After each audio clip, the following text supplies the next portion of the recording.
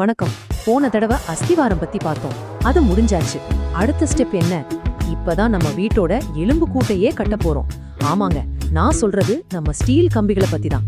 வாங்க, இதுல என்னென்ன ரகசியங்கள் இருக்குன்னு நோண்டி பார்க்கலாம். Hello everyone, welcome to Connect and Build.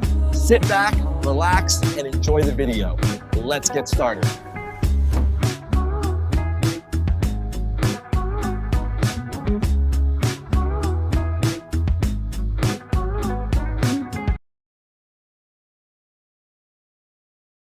ஒரு வீட்டை கட்டுறத நம்ம உடம்போட ஒப்பிட்டு பாருங்களேன், ரொம்ப சுலபமா புரிஞ்சிரும்.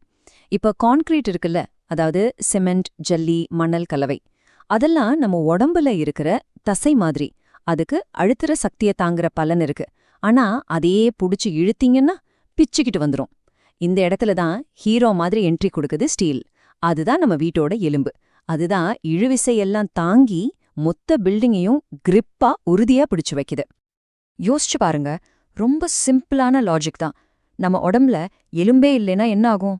நாம நிக்க முடியுமா? அதே கதை தான் இங்கேயும். ஒரு கான்கிரீட் கட்டமைப்புல நீங்க ஸ்டீல் போடலன்னா அதுக்கு நிக்கிறதுக்கே தெம்பு இருக்காது. சும்மா ஒரு சின்ன புயல் அடிச்சாலோ இல்ல லேசா பூமி அதிர்ந்தாலோ போதும், ஸ்டீல் இல்லாத கான்கிரீட் அப்படியே சீட்டுக்கட்டு மாதிரி சரிஞ்சு நொறுங்கிடும். அவ்வளவுதான். ஓகே, இப்போ எலும்பு எவ்ளோ முக்கியம்னு நமக்கு நல்லாவே புரிஞ்சிடுச்சு. ஆனா எந்த மாதிரி ஸ்டீல் வாங்குறது? அதுதான் பெரிய கேள்வி. ஏன்னா நீங்க கடைக்கு போனீங்கன்னா FE 500, FE 550ன்னு ஏகப்பட்ட நம்பர் சொல்லி நம்மள குழப்பிடுவாங்க.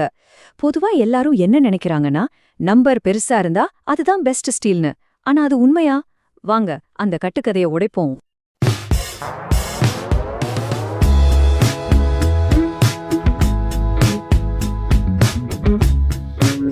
Like, share, and subscribe to Connect and Build.